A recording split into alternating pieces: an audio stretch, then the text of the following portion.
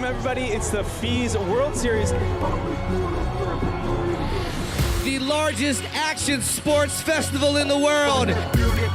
16 parks, 30,000 kilometers traveled, 500 athletes. All leads to here. Firing it out, double bar spin. Holy smokes. Perfect. Absolutely amazing. The energy from the fans is phenomenal.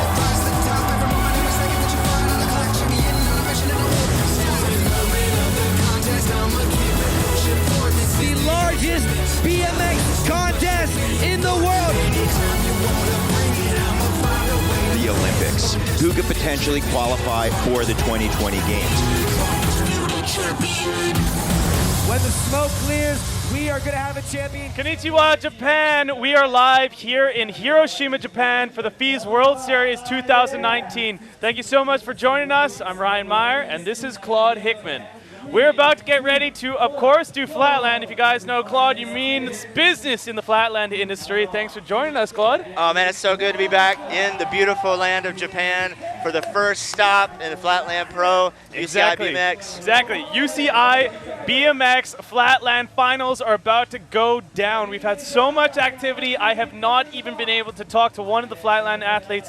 Thankfully, Claude has been out there on course, delivering performances, taking interviews, riding himself. How's it been out there today? Man, it's amazing. I mean, this is the best country for Flatland to premiere at this UCI first stop because Japan has been leading the way in raising up another generation of young Flatlanders, and we're going to talk about that later today. But, you know, first of all, let's look at kind of what we're doing here at the series. Exactly. This is the first stop of a three-part World Series. It's a FIS World Series. It's 2019, and we got some different stuff going on. Montpellier, that's where it started over 2 decades ago, and we're finishing off in Chengdu, China. That's going to be October 31st and November 3rd, so make sure you guys mark it on your agenda. Either watch us online, on your program networks, or come join us. But hey, we have some new stuff in between that schedule. We as well have the FIS European Series. That's going to be counting towards some points. So if you guys want to go to FIS.fr/EN for the English version, you're able to check out all the scheduled programming there. But let's rewind, get back to today's stuff. It's final day, third day of action Sunday, and we have the men's Flatland final about to go down. It's going to be amazing. And man, I'm excited about walking you through the Flatland Pro Final, getting some behind the scenes and what's been going on with some of the riders as we walk through some of the technical side of it. But for just the next few minutes, let me explain to you what we're going to see today in this Pro Flatland contest. We narrowed it down from 39 riders on Friday to 16 riders in the semifinal, and then to 8. So just to tell you what level of riding we've gotten to get to this final 8 is amazing. So here's kind of how the contest works. First of all, the format. Each of the riders is going to be given basically 3-minute run each. And at the end of that time, the judges will give them an immediate score between 1 and 100. It's, you know, they can use their 3 minutes however they want. Some of them do lots of tricks or long combos, but when the clock hits 0, nothing counts after that. The criteria that they're looking for and the judges are looking for are things like difficulty, originality, and most of all, execution. Did they pull their tricks? If you've never seen Flatland before, watch their feet. Do they touch the ground? Do they come off the bike? And then, you know, to judge at that level, you need some pretty high-level judges. And so we're going to look at who the judges are as we kind of see this lineup on the stage. Here are our 4 judges. Alexei Desilnu from France has over 30-something years of riding Flatland. Michael Steingraber there, just long history, a lot of original tricks. Kataro, who's a legend in Japan, Tanaka, and so it's so great to have him here. And Ephraim Catlow, who's really like a catalog of Flatland with flatmatters.com. And so we got some great judges, we got great riders. I just can't even tell you what the level is in these 8 guys, so I can't wait to see what's about to happen. I mean, my passion for Flatland has erupted over the last couple of years hosting the FIS World Series in Montpellier. I get incredibly excited announcing this with you, but hey, let's take a look and see who our finalists are going to be down there on site right now. Let's take it down to the boys. And your first rider for today is coming from Niigata, 18 years old. it's Ryo Katagiri. さあ新潟から日本代表片桐亮。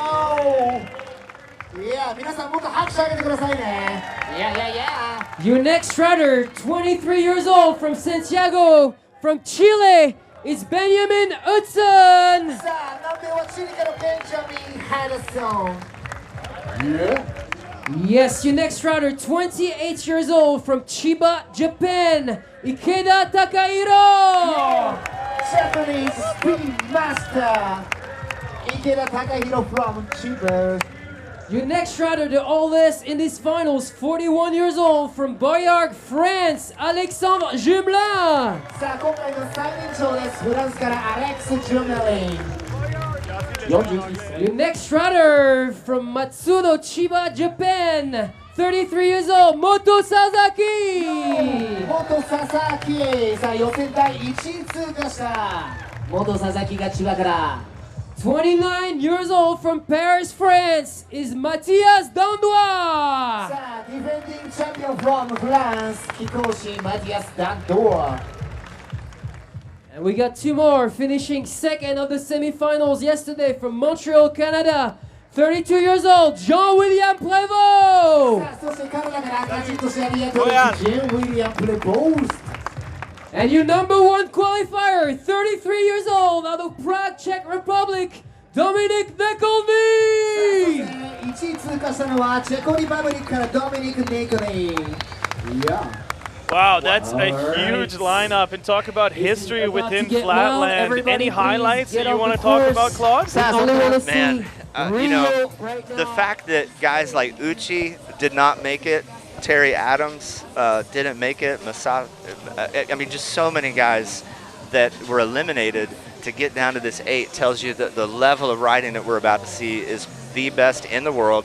It's probably the most stacked start list on Friday that I've seen out of FIS. So this is going to be really exciting. Any of these guys can take the podium spot. Even the first guy that we're going to see, Ryo, you know, he didn't ride his best in the semi, but he still beat out some of the best guys in the world. So that just tells you the level of riding that's in these top 8. I mean, you see that time and time again that we come to a host country, but Japan seems to be pushing forward a real top caliber of athletes. We have 3 Japanese riders in the finals here today, but this is going to be the first 4 that you guys see ride right there on screen. It's going to be an amazing one. And like you said, the top flatland athletes in the world. If you guys want to stay tuned online, of course, if you're tuning in with us, there are a lot of other channels. Maybe you're watching us on Facebook, on FIS.official, but you can as well check us out on YouTube at FIS, F-I-S-E, and Twitter and Instagram. Our handle is at FIS World. But make sure, hashtag all your posts, FIS Hiroshima, stay involved with all the action today. This is the final day out here in Hiroshima. And it is a scorcher, beautiful sun, about 24 degrees Celsius. I don't know what that is in Fahrenheit, but the rest of the world is on Celsius these days. It's like 120, I think. It's nice. It's beautiful weather, and it seems calm. The wind is subsided. There's nothing really going on for wind. How is that affecting the riders? Oh, it's a great day. It's warm, but as far as wind and things like that, I mean, you couldn't ask for a better setup. The stage is incredible. I've heard from all the guys that, you know, Hurricane Sports has built an incredible platform once again for them. They said it's perfect. And so those are the things that matter.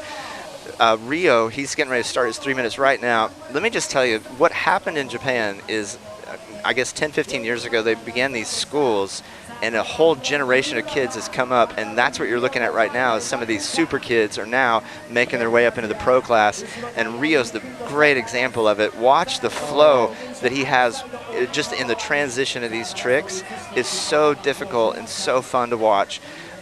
Just the level of riding in Japan has leveled up, like a whole generation's leveled up. Like you said, they started 15 years ago. It's a long time in the making, but they have what you're calling in the flatland industry these super kids coming out of Japan, and it's really impressive. When we talk about the schools, you see such young BMX flatlanders starting out there. They're like 5, 6 years old. It's absolutely incredible. They're starting them so young, and they're turning into athletes like Ryo here. Wow. Just the body movement that you get to watch when you watch Rio, it's like watching The Matrix in slow motion. You go, wow, I didn't know that you could do that, and it's just so fun to watch. He actually has a little brother who's 14 who is just as good as these top 8. I don't know if there's an age limit for him competing pro, but once he makes it, he's going to be a contender. But Rio, watch him step around, watch this little transition. It looks really slow, but that is super difficult behind the back, and then he'll just ride right out around the world. And you're going to see him with some of the longer combos today. You know, if you've never seen Flatland before, there's going to be language like combos or combinations, which just means that these guys are linking one trick to the next without touching the ground or going back to the pedals to start over. And so that's really where Pro Flatland has come, where they're linking longer and longer combos of tricks together to make up these runs. And Rio's a great example of that. Watch that pumping behind the back. I think he's the only person I've seen do this. So crazy. Watch this samurai move he makes right here. Switching around, stomps it. Nice. Wow, he tried to get that trick yesterday in the semifinal, and it gave him trouble. That's the only reason he qualified 8th, but he just pulled it. This is going to put a crazy amount of pressure on the rest of the qualifiers. Now behind the back, Rio's doing it for Glow BMX Shop. He's 18 years old. Man, and it just has so many years ahead of him. I can't even imagine what level he's going to be riding as he gets older and he matures as a rider. Wow. This is just crazy to watch the transitions that he's making. So as we talk about, you're speaking of some very unique links. You said you don't really witness somebody holding the back of He just put down a flawless run. It's incredible. I think so. I wasn't really watching it for touches just now, but I think he just laid down a flawless run. Now, let me put things in perspective. Yes, Friday he qualified 4th. Yes. And I don't think he had a flawless run. Yesterday, he missed the whole last minute of his run. He came off the bike, and he still got 8th. He just put down a flawless run of some of his hardest tricks to begin this final. That's got to get in the head of some of these other guys, even the seasoned guys that we're about to have come up, like Alex and Matthias and Dominic. Wow. We often see, you know, a few baubles within especially the first athlete to come into a contest like this. We are at the finals in one of the world premiere events for Flatland. So this is incredible. You say doing a near flawless or if flawless run. It's going to be interesting to see how the judges score this, because this is going to determine their scale for the rest of the 7 competitors now to drop after Rio. So scores coming in here are really going to be significant to weight the rest of the field. Yeah, you're right. And I've judged these contests before, and you're exactly right. Wow, look at that score coming in. It's a 90. That is a huge one. Yeah, that's a big decision as a judge to put that high of a score on the very first rider with 8 other guys behind him. But it says something about what just happened. Rio just turned the heat up. I don't know what Celsius it was before, but he just turned it up. Wow, it's hot in here. Okay, but we have some, I was going to say, you know, I had not seen Rio ride previously in contests, and I'm familiar with the rest of our 7 competitors, especially Benjamin Hudson, coming out of here from Santiago, Chile, with some incredible links and a very unique way of, as well, of setting up his bike. Yeah, you know, he does a lot of things unique. I'm glad to see him back too. Some things happened last year where he missed the China stop. There was another contest that canceled, and he was kind of counting on that to get to China. And so that's why you didn't see him toward the end of the year last year. So I'm so glad to see him back. He's definitely a contender for the year-end world champion title. And Benjamin, coming out of Chile, one of the nicest kids out here, doing it for Red Bull, for Far East Cycles, Iggy. And the thing about Benjamin, man, that happened yesterday that reminded me why I love him so much is when he's having fun, he rides his best. Wow. You know, he pulled some trick yesterday, and it was so great and so smooth, like just a big smile broke out on his face, you know, like involuntary smile, like when you hit a three-pointer, just swish and everybody goes nuts. And he needs kind of that, you know, just enjoyment like a kid, and that's really when he ends up riding his best. But I love just watching the smooth transitions that he makes. Watch all this stuff on the front wheel that he does. Both these, I mean, that first link was incredible. You were talking about how he rides his best. It's been a while since I was able to watch Benjamin compete, and from my perspective, the links look incredible, and the transitions within these links are so fluid. It's phenomenal to watch Hudson ride here. It's so technical, and you know, even some of the ways he does, like that spinning hang five on the front wheel with his foot hooked under the bar, is way different than most guys ride. The way he grabs the tire for these steamrollers is way different than most, you know, ways the guys grab their bike. So he's just kind of found his own rhythm, his own style, and when it works for him, it's awesome. I know he's came off the bike there twice, but you know, he still has a huge bag of tricks that he can pull out this last minute 40. He's got plenty of time left. But look at that foot. Wow, he just brought it back to the peg. So difficult. And a very clean exit from that link right there. See him stick his tongue out. Like, that's what he needs, man. He needs that kind of that fun, boyish energy to just get in the zone there and have fun. And he's fun to watch. Sneaker selection as well, doing the white kit out here in the sun, but oh, just up and over the bar there so fluidly without having the rear wheel touch the ground at all. Yeah, he's trying to get some speed again after that last transition to do that right there. Now he has these great tricks where he ends the combo by kind of jumping back to the pedals, stomping it. Let's see if he do it right here. Clean. Benjamin Hudson is getting in his zone and enjoying this crowd here in Hiroshima. But this is incredible to see how many people have turned out today for Pro Flatland, for the other events. Hiroshima is just such a beautiful city to host this first UCI stop. Here's one of Benjamin's back wheel combos. He had a little trouble with yesterday, but looks like he got the hardest part of the transition there. Mostly, I think, front wheel rider, but still very good on the back wheel. Oh, wow, this is kind of new, I think, that I haven't seen from him in a while. This death truck, spinning death truck. Yes. Wow. He's still got 10 seconds. Keep going, Benjamin. You can get one more trick in, and those are points. You know, the way you use the clock, yes. One of his hardest tricks with, you know, almost called it off at 10 seconds and then decided, you know what, I'm going to do a whiplash bar spin because I got 5 seconds left. Wow, going right to the buzzer there. That's true competition format. We're going to have to wait and see what the judges put up for that. We have a very hard score.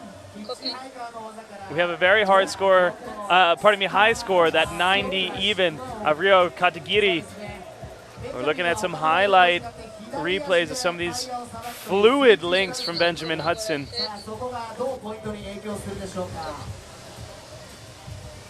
That's amazing. See how he hooks his foot under the bar? Now most guys put it on the grip, so that's, I'm not even sure how that's working, but I guess it's because it counters where his foot is on the left peg. Some of these links as well, there you see there's only one limb on the bike at some times. Yeah, the amount of balance these guys have is just amazing. And see, even bringing his foot back to the peg from the handlebar without grabbing the other grip is something that's super technical. You'd probably miss why that's important, but Flatlanders watching that know that all that stuff is so technical, so hard. Even though, just jumping back to the pedals. Just perfect execution on some of this. And you said you haven't seen this for a while. Yeah, I mean, I think it's something he's comfortable with. I just haven't seen him pull it out in a while, and he just pulled it clean like it was nothing. You know, his bike, Benjamin is built kind of like me, you know, and I wish we would have had bikes like this when I was competing. His bike weighs like 17 pounds. Yes. He's got all these Far East titanium parts, axle, hub. That's a good run for him. 82 is a decent spot. That's still a good spot, even though Ryo is sitting in the 90 spot in the lead. That's a great solid run for Benjamin. I think he came off the bike 2 times at least. So if you compare that as well to Rio's flawless run where he links everything up, this is something big that they have to equate with the judges. There's not a lot of wiggle room in the middle of those two guys. Takahira, who's coming up here, is so fun to watch. just well known in Japan, and now around the world. He's been doing the Cirque du Soleil shows for several years now. And I tell you, man, there's something about when these guys start doing shows professionally, it just changes the level of their riding and their consistency. I would be very surprised if Aikita touched the ground or came off the bike. These spinning tricks that he does are incredibly unique to him. They're incredibly difficult. He's just dialed them in, so well. So for him, he's going to have to hit all these perfectly without an error. Look at this. This Sometimes is so, he'll go down. so unique, and then he goes down, grabs the pedals. Whoa, took a handoff there. I haven't seen that from him. That's a little bit new. Doing it for bulk. Wow, really having as well the Japanese crowd behind him. You hear the stadium erupting out here in Hiroshima. Aikita was here early practicing. Him and Moto. The Japanese were here at 9 a.m., 10 a.m. They've been here practicing all morning. We're about noon here in Japan. And so they've been here, man. They've been getting ready for this. Watch this jump over the bike completely. It's a totally different way of doing a decade than most guys do. That's one of his just signature moves. Travels a lot, rides for Ogio, which is, good when you travel as much as he does. Ogio Golf, I hear. Watch that transition to the back wheel. Yeah, the Japanese crowd loves watching him. He's great at involving the crowd. You'll watch him when he hits a trick, wave to them, take his hat off in the middle of tricks, go behind his back. He's really fun to watch. Crowd pleaser, but this is something that you say, doing so many demos and working into shows professionally, you get so much more time, not just on the bike, but in front of an audience. And I think that's some of the big mental issues that athletes have to deal with going into these professional contest formats. Is you have stadiums of people changing. Whoa. Holding on to that. We'll call it a contest. Little bit of a hand plant. I don't know what the judges might do with that, but not exactly the clean ride out he wanted. But still, I love that he's having fun, always smiling. He's just a professional on the bike, off the bike. He's got 4 Guinness World Records. They're spinning related, like some of the fastest spins in a minute, and things like that. And you can see why he's got the Guinness World Records. Look at this. I don't know if you can notice at home, but he's taking both his hands off to put on the pedals there.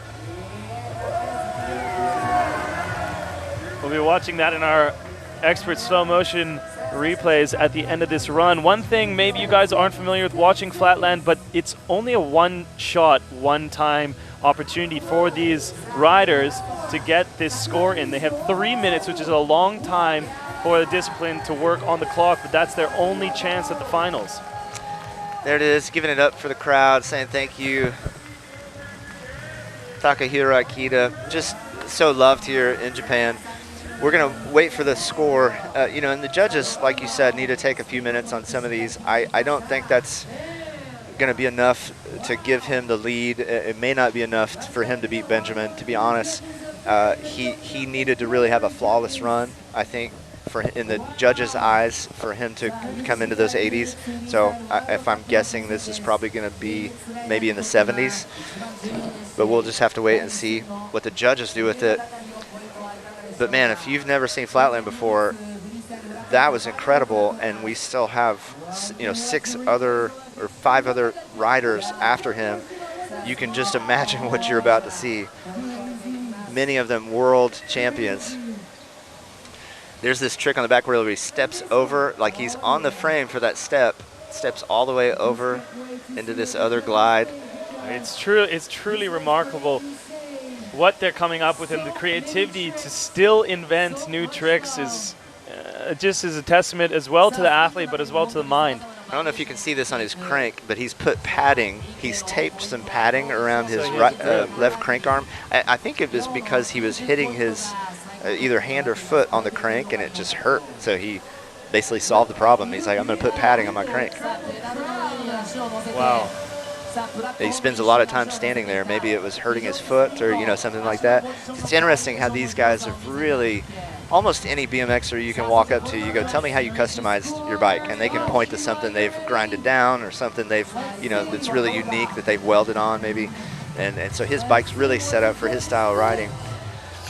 Let's see what the judges do with Takahiro here in Japan. Obviously there's excitement about I believe we have 3 Japanese riders here in the final. Correct, yes. They're seriously deliberating over this. It looks like there's a discussion going on just to make sure they get this right.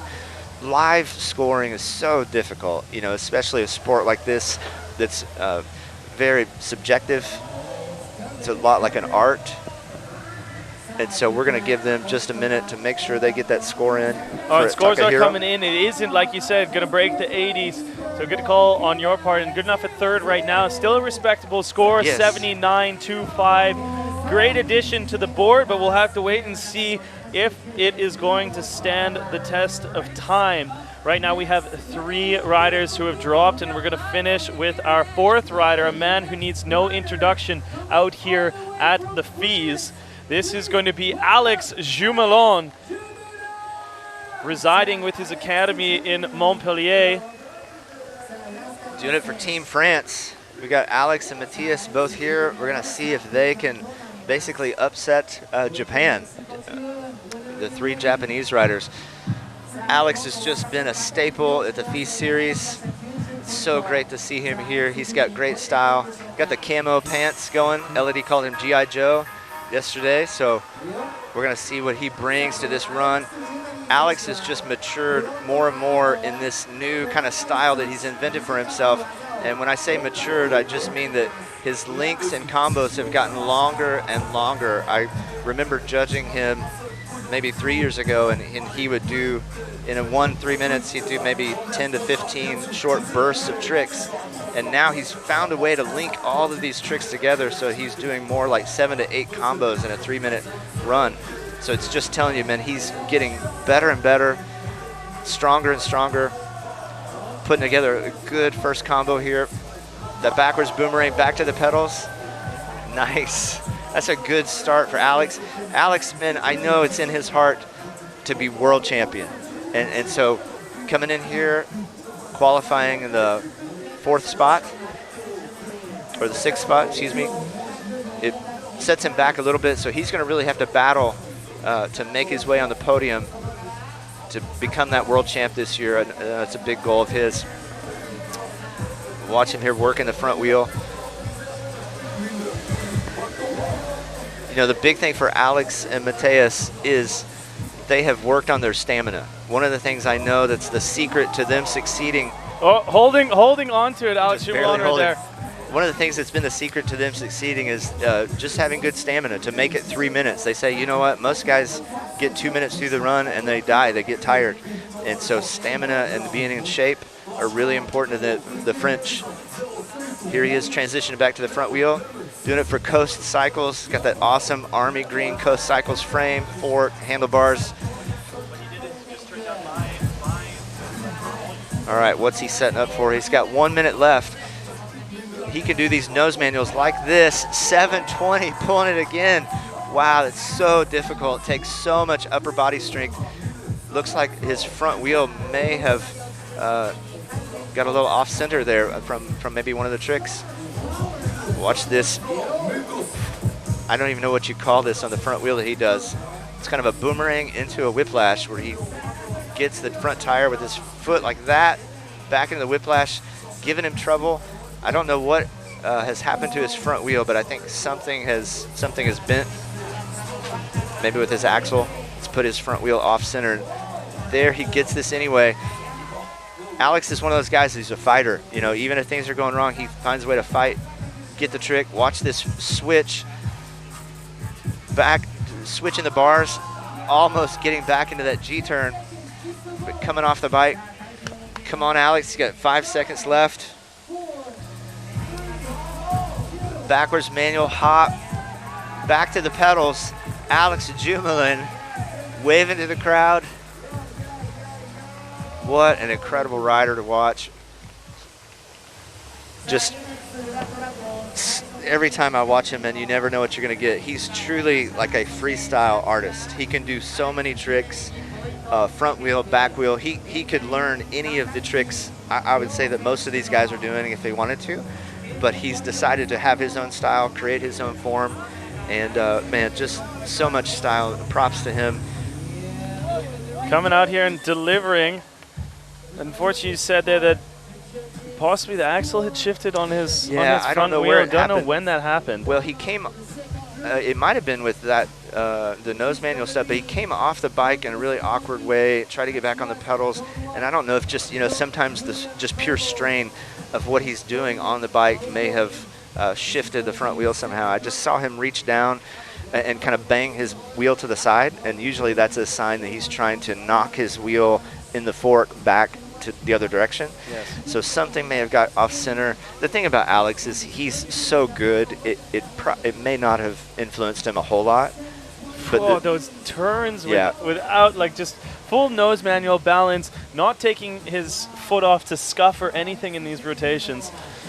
These are incredibly strength-oriented tricks. If you've ever seen gymnastics and you think about like a pommel horse and what it takes to do a pommel horse, imagine a pommel horse on top of a unicycle, I guess, would be the equivalent of what he's doing to balance and hold that position with upper body strength. So we're going to see his score come in. I don't think it's going to be the score to beat Rio, unfortunately, but Alex has surprised me in the past. The level of stuff he's trying is so difficult. Like I said, sometimes I'm not watching this as a judge to score it, but we're going to see what that comes in. I think he came off the bike once or twice, or maybe 3 times. So not exactly the perfect run for Alex, but still a very, very strong run for Alex Jumelin. The man right there, the face of FIS, doing it for Jude, doing it for his boys at home, Nathan and Gavin. So we wait for the scores to come in right now, seeing if it can rival any of these on the board. An 81.17, Wow. great for third place. A very solid score for Jumelin coming in here, but that means coming out of Heat 1, we have Ryo Katagiri from Japan. He was our first rider to drop, and let's take a look back and see why he is standing on top of the leaderboard right now. Has some highlight looks at Rio's first run here. You could, on one hand, you could talk about the fact that he had a perfect run. That's very difficult in itself, but Rio didn't hold back. Rio didn't go safe. He brought his hardest tricks into that 3 minutes, and he pulled them. And they look slow, but I want you to know, man, these are incredibly difficult transitions that he's making that very few other riders are doing. And it's largely because this is sort of the riding style of Japan, this back wheel pumping and transitions and around the world, which is where he brings the bike kind of around, completely around himself, or goes completely around the bike while it's rolling. And so because he pulled those tricks, man, it's going to probably keep him in that top spot for a little while. You see one guy balancing on screen there, that's Matthias Danois. He was off camera with us before, showing us a bit of basics, how to do a few tricks on course. Let's throw back to that video.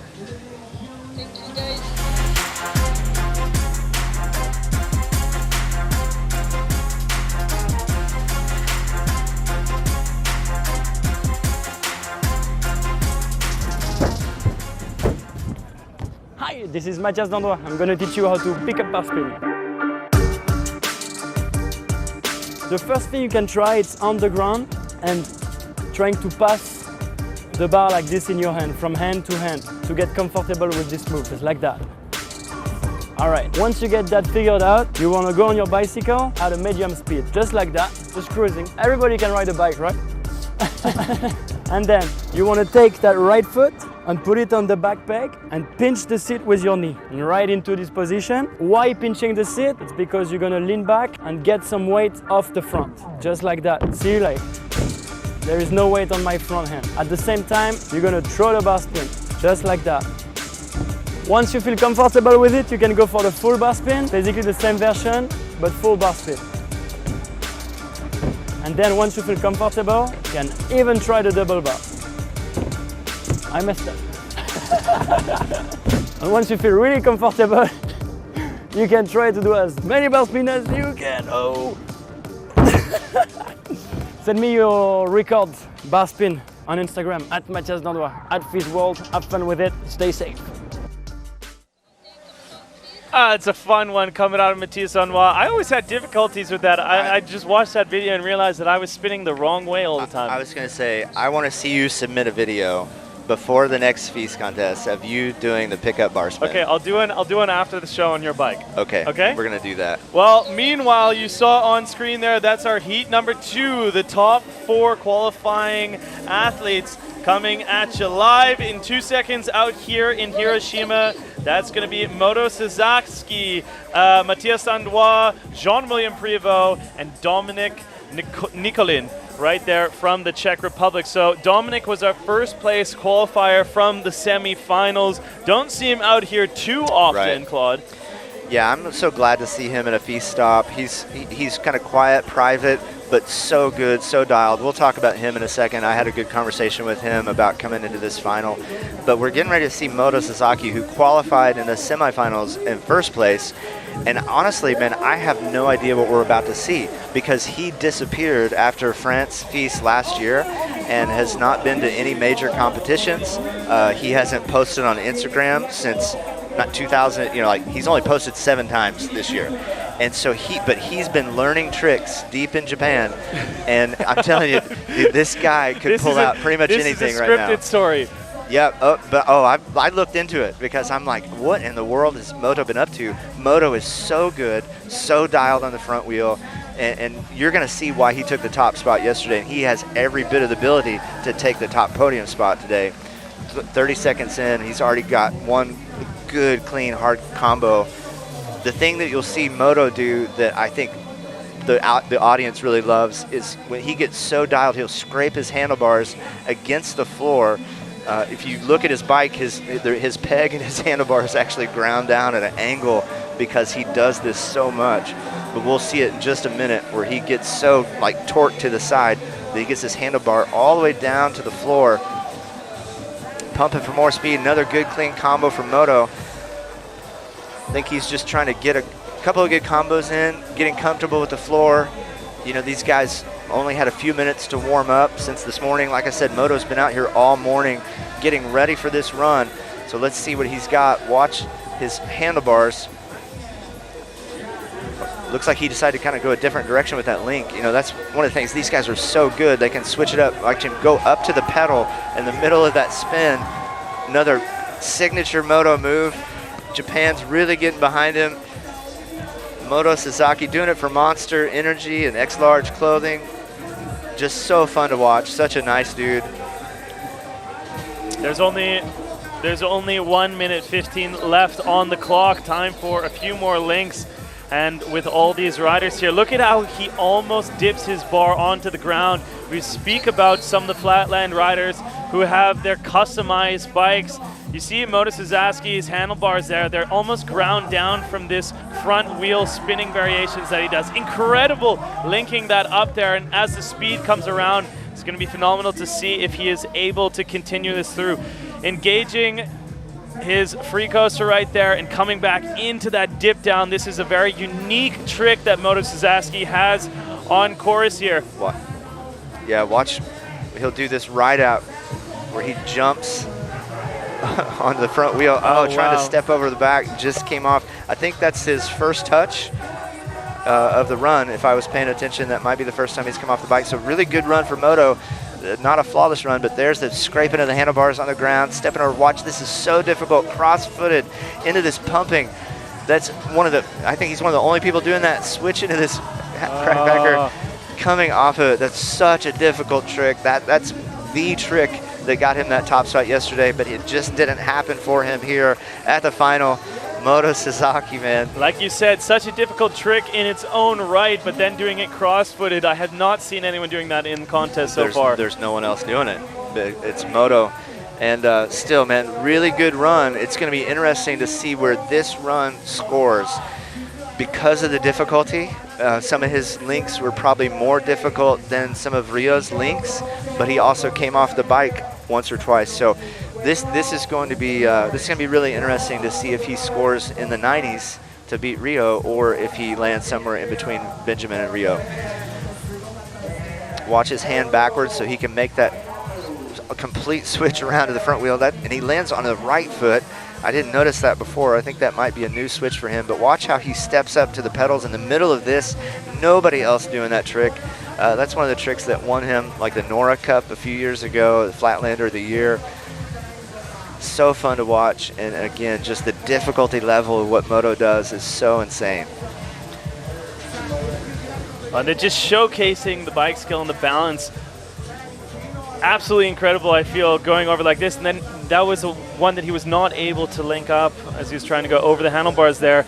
Now we're waiting for the score to come in. You see Matthias up next right there warming up on screen. He was just giving us a how to do how do you call that, the bar spin? The pickup bar. The pickup bar. Yeah. So that's where you're putting your back foot on the peg and doing a little pick up the handlebars and throw the bar spins. I'm going to give you a little taste of what I got after the show. Right now, our delegated judges and our UCI official, Bart Young, is up there managing to make sure that the score coming in from Modus' Saski is... I'm sweating. This might beat Rio. He may have beat Rio, even though he came off the bike. We're going to see his score come in. He's got to beat a 90.00, right on the 90 in the top spot. So we could be talking about Japanese rivals right here for that top spot. I think they're definitely going to be 1 and 2 after this. It's just who's going to be 1. But I think Moto may take it away from Rio here just because of the difficulty. So, like I said, again, the judges are taking their time, bringing in that score. We're going to see what it is. And, oh, man, they punished Moto quite a bit for those coming off the bikes. It looks like 76. I was completely wrong. He takes the 5th spot now. Wow. That surprises me. But, again, I'm not judging. And, I'm not watching this as a judge and scoring touches and links and things like that. Disappointing for Moto, but again, Japan is holding that top spot in Rio. Here's a guy who's not used to being qualifying in the 3rd spot, Matthias, but I talked to him, and even after his run yesterday, he said it was not my favorite run. I held back some, and he just wanted to make it to the final, and that was kind of his goal. And just like Benjamin we saw earlier, Matthias is one of those riders that when he's having fun, he does his best. And so you see him just sort of getting in the zone there with the crowd. And he's going to start his 3 minutes now. Let's see what he pulls. He's got his brand new Army Green Haro. Doing it for Levi's. I think he's been getting really hooked up with Levi's this year, which is really exciting. Also doing it for Red Bull and Haro and G-Shock and so many others. Now this is a new trick for him, that real stylish spin on the pedal on the back wheel, which he learned how to basically transition into this time machine. He can turbine these where he's actually going forward and then back, forward, back, just like that on the pedals. Wow. And then pulls it clean. That's signature Matthias Dandois right there. Such incredible riding from the Frenchman. Like you said, we're not used to seeing him qualifying 3rd. Not that that is a bad position in any right, but he definitely has the ability to be on top. We are very familiar seeing Matthias Dandois finish in that top position at the end of the day. So a rider who is able to rival that 90 score with links like this. So good. Again, these links are so difficult. And watch, he takes a handoff here. Surely the travel that he does and the fatigue that he brings in is, sometimes has an effect on him. But he came into this weekend seeming really refreshed. I know he's been traveling, but traveling less. There's things that have just been going great in his life. He's got the little constants finally in his life. That's made him really happy. I like that little plug there as well, going to Coachella, telling me what I like to hear, that it is not such a great music festival. Not everything in America is best, but Matthias Dandois, he's doing some incredible stuff out here on the Flatland course. He has drawn a crowd here. Man, look at that Hiroshima crowd cheering him on. He's just getting into the music, getting into his mind there. Watch this. This is so difficult. It spins on the back wheel like that, fully inverted. He's still got a minute left. He's done some incredible combos. No touch so far. And it looks like he's going to need to have a flawless run to beat Rio. The way the judges scored Moto tells us that he needs to not come off the bike, not touch the ground. Jumping through the handlebars, hooking his foot no-handed. This is a pretty signature combo for Matthias, but I know he has more stuff up his sleeve. We'll see in the last 30 seconds if he feels like he needs to pull out something bigger to take that top spot from Rio. Coming into this fast spin right here, he takes both hands off, pinching the handlebars right there. An incredible combination. Like we had been talking about this link has been going since 1 minute. We're now 40 seconds into it. Yeah. And he pulls it clean coming out of that. 15 seconds left to do one more combination. What's the ruling with that? Are you allowed to go past the time clock? No, once you get 0, it does not count. So he'll need to do a short link here, which is not usual for him. But he's just going to throw something in, pulling it before the buzzer. And that's Matthias Dandois throwing the bike. Really happy with that run. A flawless run here in Hiroshima. Wow, so that means it comes down to 2 flawless runs we've seen so far. This is possibly rivaling Rio Katagiri's first place run, the first run we saw of the day.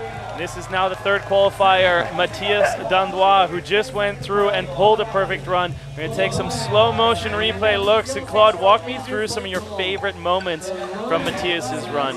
Man, you know, this guy's just so consistent, and this is what we've seen him do before, but he did it flawlessly. He added some new elements that I think the judges are going to notice. He brought in some new tricks early. You know, we're going to see in a minute where he hooks his foot on the pedal, does this backwards spinning trick. This right here, you know, these are new tricks for him, and he's already bringing them into his contest runs and transitioning out of them into his other combos that he usually does. So he did bring some new stuff. He had a flawless run. And again, these combos are so difficult. He usually places podium when he rides flawlessly like this. So we're going to see if that podium spot is 1, 2, or 3. Here in a minute as we wait for the judges. And you know, this is again going to be one of those times where the judges take their time, get this score right. It's France versus Japan here, and we're going to see where he ends up, I think. You're definitely right. We have Japan on top right now. So Rio Katagiri has that 90, the first person to push into the 90s, and well ahead of Benjamin Hudson's 82.75 in 2nd place. Definitely expecting a score from Matthias Dandois getting close to the 90s, but the question here is it going to beat 90 even? Matthias Dandois, so fun, such a staple of this FISE series. We're going to have his score come in here in just a second. There is a big fan of his on the side coming in last night just to watch him ride. Matthias Dandois doing it for France, doing it for Vans, and no, it's not enough. 86.75. 2nd place. Wow.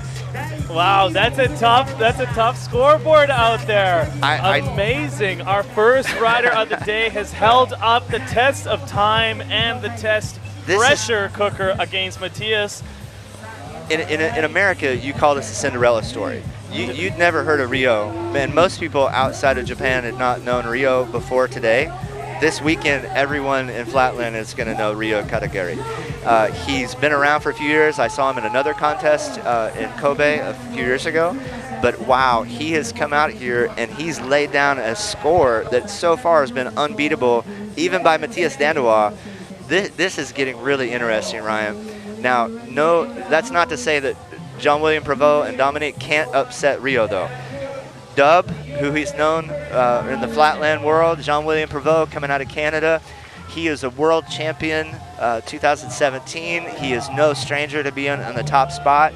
And like I say, when he's at his best, I believe he's the best out here because the difficulty of the switches that he does on the back wheel and the originality of them are so insane.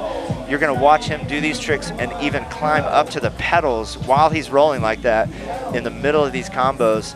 Jean-William Prévost, such a great rider to watch. Doing it for Far East Cycles, Iggy BMX, Concrete Shoes. And look, he's still going in these combos, switching. Watch his feet switch and pivot. It's another word Flatlanders use where the foot kind of rotates on the peg like from back to front. He has the rolled ends of the pegs there, like you said, he's created. Yeah, if you check the Feast Facebook live stream, we did a little interview with him earlier just on his bike setup where he's created these Iggy BMX parts, pedals and pegs with kind of a microphone into it so that he can do these switches where he pivots his foot. If you can watch his feet there, they got a nice tight shot for a second, and he'll pivot it forward and back. Watch him do this, rolling Undertaker, bringing the front wheel under him, kind of like a dance, you know, that you would see in a ballroom dance. But it's amazing the balance these guys have. Watch, he's going to do that again, I think, because he sets up where he does 2 in a row. He'll do this one, stepping up to the pedal. Watch, he pumps for speed. This is so difficult, bro. Wow, stomps that. Undertaker to pedal glide. I'm not sure what that's even called, but it's amazing how difficult it is. And I think he's been riding, I don't think he's touched yet. I think that the judges are looking for flawless perfection, or more than flawless, yeah. Absolute perfection out here. Now, watch how he pumps for a little bit more speed. Kind of dabs the front wheel. There's going to be points off maybe for that, even though it doesn't count as a touch. It technically ends the combo, and he just misses the switch that he wants to get there and kind of loses his speed in the middle of it. Going to reset, maybe start that over. He's still got a minute left, Ryan. Still have a minute left, and he didn't have a full touchdown, just not the perfect combination to the links there, the transition that he was looking for. All right, pumping on the back wheel. Let's see if he can get back this turbine. Watch the switch that he does around his back, just like that, back to the pedals. Incredible combination there. It looks like John William is going for some shorter combos, trying to get points in before the buzzer runs out. And, oh man, that's unfortunate. It comes off the bike there. May have just slipped on the stage a little bit. He did touch once earlier, Ryan. I don't think you saw it, but he touched maybe once or twice earlier and then came off the bike just there. Dub throwing a little hand wave to the crowd. Like I said, one of everyone's favorite people. Such a fun rider to watch. So articulate globally, just so cultured. Speaks like 5 languages, speaks Mandarin, you know. So fun to have at these events. We're going to have to see what the judges do with that too, because again, the level of difficulty of what he's trying is something that the judges reward. Difficulty, originality. So he will get points for difficulty and originality for the combos that he pulled. Unfortunately, he had 1 or 2 touches, came off the bike, and it seems like the judges are really counting off for that at this particular event.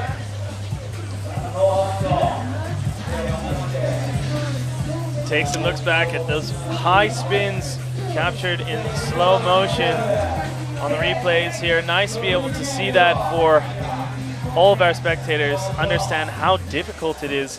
Some of these things we miss on that full live replays.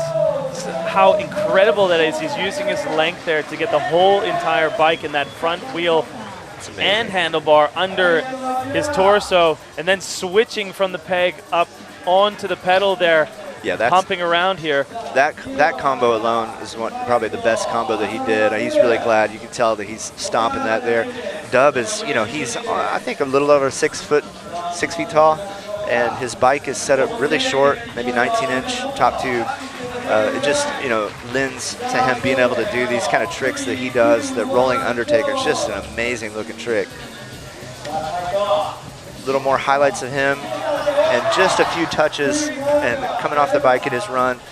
But we're going to see. I still think he will get a decent score because of the difficulty. But I was so surprised with Moto. I think that was a very low score for Moto in light of what he did. But again, I'm not judging today. We've got great judges. I trust them. They're experts. They have lots of history in this, and again, you know, they're watching it through those eyes of the UCI rules, and I'm not. Score we'll see coming where in. Dub comes in. It is a solid score. Good enough for 4th place. Unfortunately, 81.50.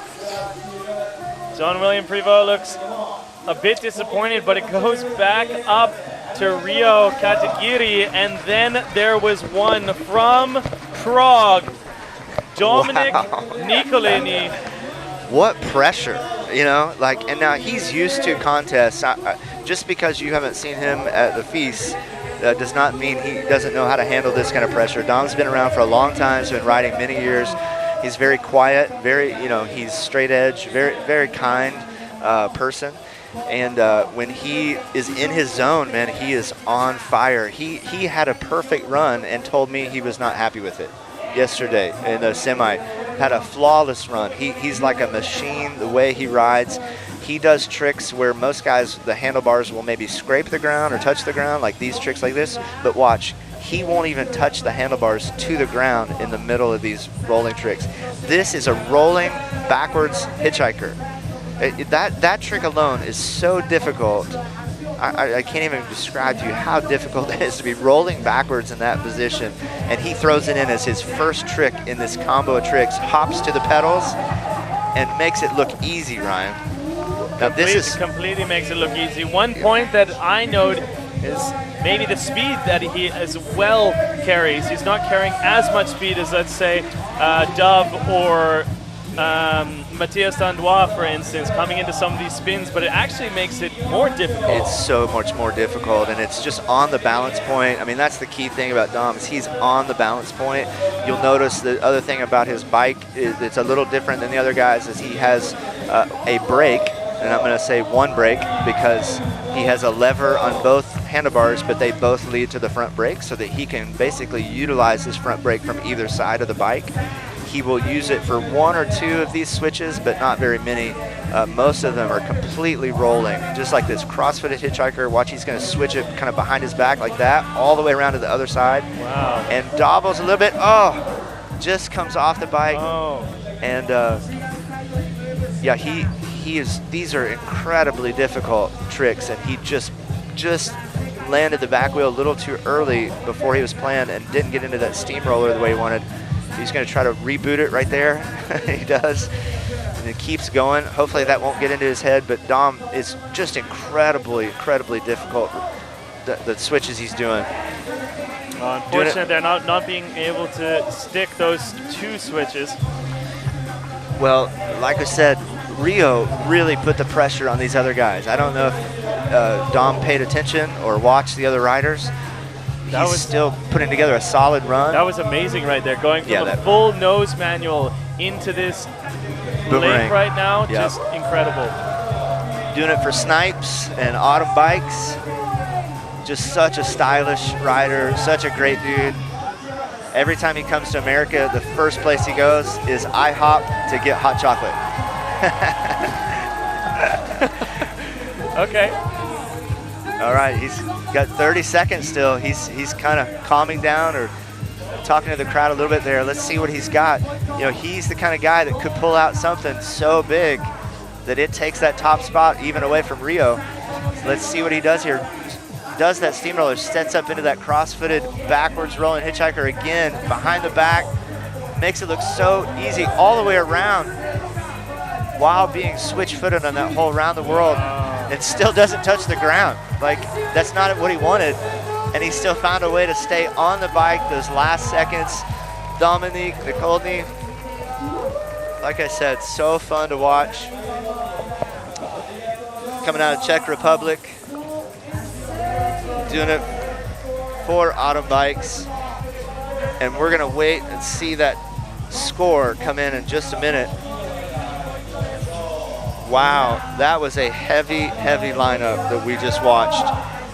And again, starting with 39 riders on Friday. Moving down into our qualifier. Moving down to 16 on Saturday, which, like I said, eliminated some incredibly talented guys. And then you just got to watch the 8 best Flatlanders in 2019 here at Hiroshima. So incredible. So we are waiting to see if the score comes in right now. It's set on top from Japan's very own Ryo Katagiri with a 90 even. Matthias Dandois in second place, and Dominic, we're going to have to wait and see where he is going to end up. right now. Scores will be coming in shortly, but the top three, we're wondering if there can be an upset in that top three. Wow. And just came down right there and came off the bike once or twice. And you know, as we've seen earlier, it looks like the judges are docking quite a bit for those touches. They're docking quite a bit for coming off the bike, off the score.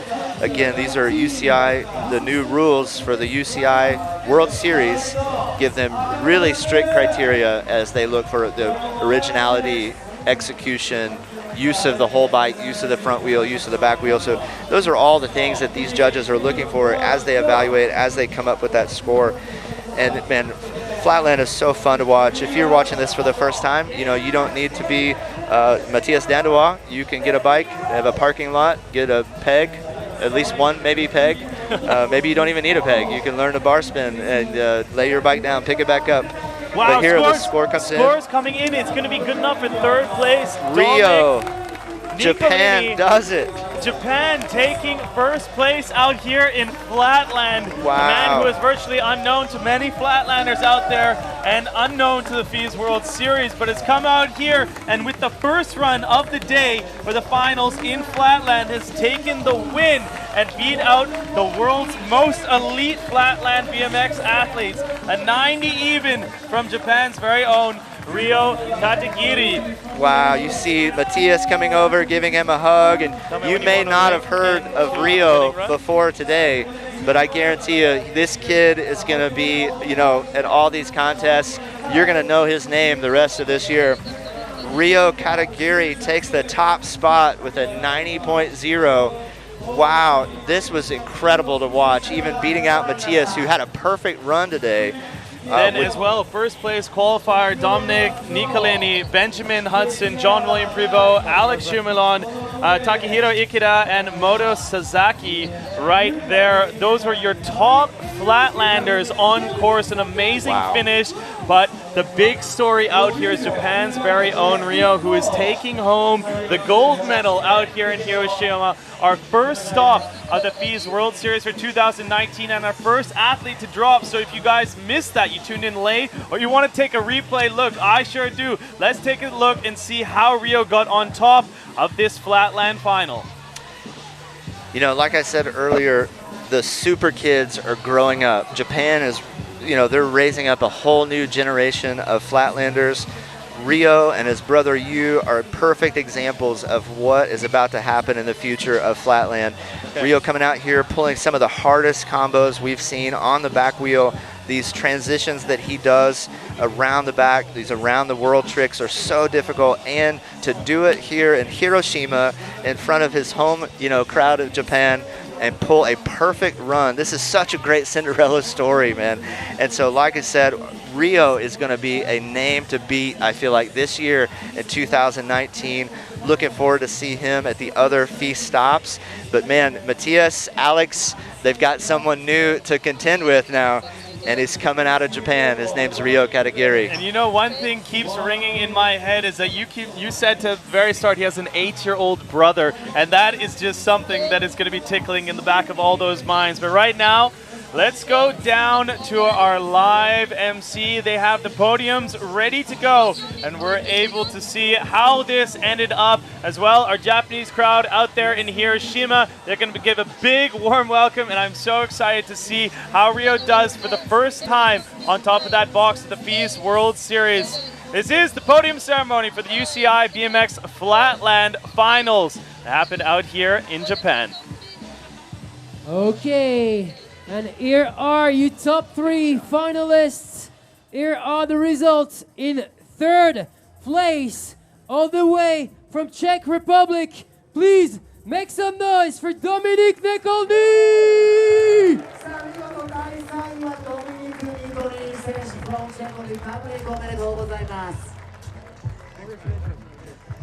Yeah.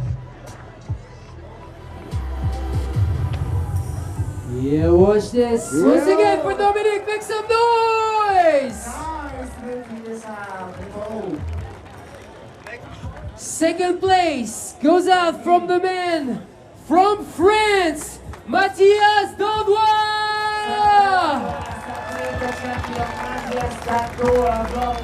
おめでとうございます。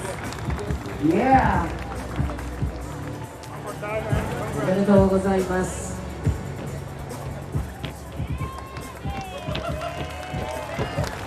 さあ、マジア選手が第2位となりました。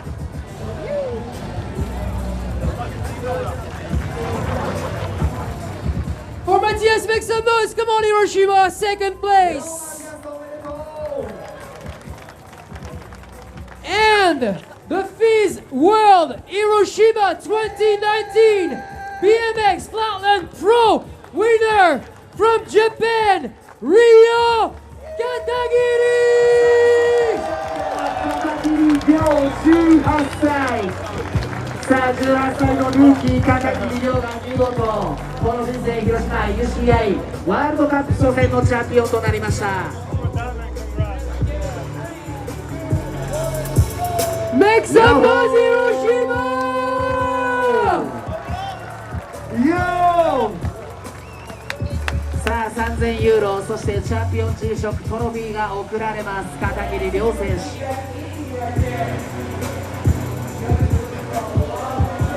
Once again, Hiroshima for all the pros, make some noise! さあ、片桐亮選手おめでとうございます。 Wow, Ryo Katagiri right there with his first podium out there on the FIS World Circuit. You just saw the future of Flatland right there. You heard it here. You heard it here. You just saw the future. Ryo came Real in talk. with one sponsor, Glow BMX Shop. I think he's going to leave with some new people. Like, he's going to be on the radar for some people down the road. Rio's the future. Japan's the future. What a great place for him to get this win here in Japan at the first stop of FIS, Hiroshima. That was amazing to watch. You know, if you didn't get a chance to tune in to see Rio's run, you need to go back and watch it on the feed. And the way to do that is you guys go to our YouTube channel or our Facebook. We have all the replays going on there. So FIS.official for Facebook, and just type in FISE FIS in YouTube and you will be able to find all the replays. But we still have more action coming your way. It's the third and final day out here in Hiroshima, and let's take a look to see what the two final events are. We just finished the Flatland, and we next have the World Skate Roller Freestyle Park World Cup for the men's final. And at 1640, it's UCI BMX Freestyle Park World Cup men's final, which is going to be happening right behind us on the course. And next up on the World Series, it's going to be Montpellier, France. It's our favorite stop, the biggest one, and where things started over 2 decades ago. Let's take a look and see what action is going to come for us in Montpellier. To one of the most beautiful places in the world. Hundreds of thousands of fans that are pouring in to Montpellier. Yes, I did say hundreds of thousands. This is the big show. Basically Montpellier!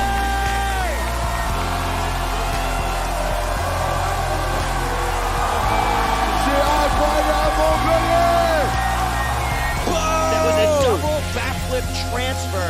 That is insane. The largest action sports festival in the world. That is May 29th until June 2nd. Make sure you guys join us in France. The south, the amazing, incredible Montpellier, and the hot sun down there incorporates the top action sports athletes on so many different disciplines. It's not just about BMX Flatland, BMX Park, skateboard. We have everything going there.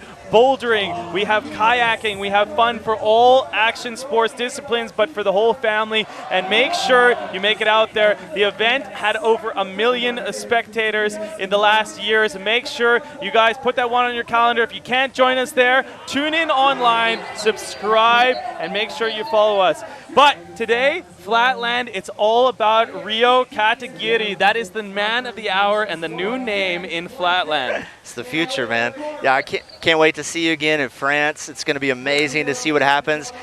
You know, Matthias just welcomed somebody to the podium that I think he's going to have to contend with there in that home crowd in France. So I can't wait to be back with you to see it there. I'm incredibly excited to host that with you back in Montpellier. On behalf of everyone at the FIS, myself, Ryan Meyer, Claude Hickman, thank you so much for joining us.